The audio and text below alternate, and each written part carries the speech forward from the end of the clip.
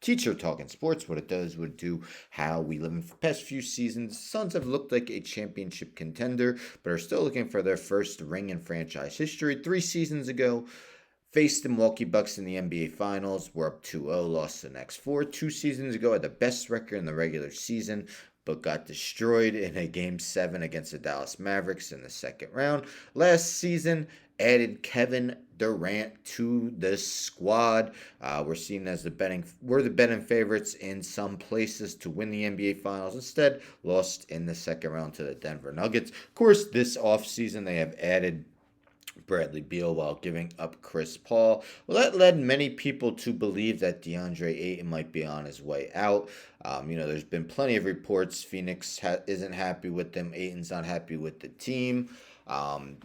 Ayton got that huge offer by Indiana, that offer sheet, which Phoenix did match, but did disappear in some moments of last season's playoffs. But all the recent reports, as we see here, NBA TV's Twitter, the Phoenix Suns are moving forward the plans of keeping DeAndre Ayton to play alongside Devin Booker, Kevin Durant, and Bradley Beal per Chris B. Haynes. So if you look at those four guys' salaries, wow.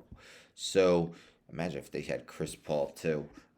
But Kevin Durant, 47, more than 47.5 million cap figure. Bradley Beal, more than 46.5 million. Devin Booker, more than 36 million. DeAndre Ayton, about 32.5 million. The only other guy with a guaranteed deal is Isaiah Todd, who they acquired in the deal that sent Chris Paul, Landry Shamet to Washington.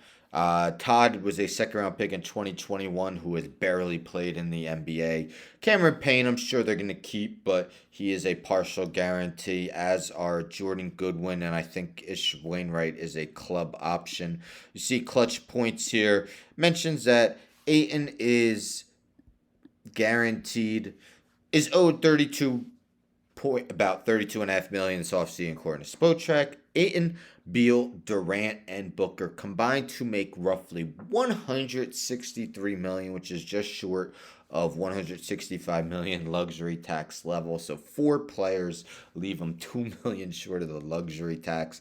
Suns are testing a second apron, 179.5 million, implemented in the new CBA. They will lose the mid-level exception and will have to sign veteran minimum players to fill out their roster. If we look at Ayton, I mean, his numbers look fairly well. In his 5 seasons in the league, he's averaged a double-double in every single season, but he's just not much of a rim protector.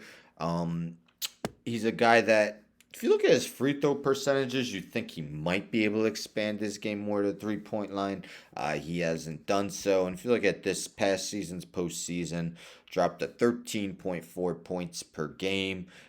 Just what didn't look like he was fully in it at times. So what are your thoughts? Do you agree with the Suns in keeping DeAndre Ayton? Will he be happy in games that he's the fourth option behind Booker, Durant, and Beal? And I mean, do you think they could really add to their depth? As it mentioned, they could really only sign veteran minimum guys for the most part. It's going to be hard to fill out your roster that way.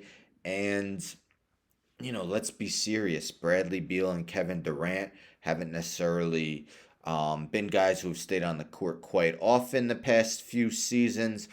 So, games they miss, their depth is really going to be tested, and, it's going to be hard for them to become a deep team with the lack of money they could spend. What are your thoughts, though? Should DeAndre Ayton stay?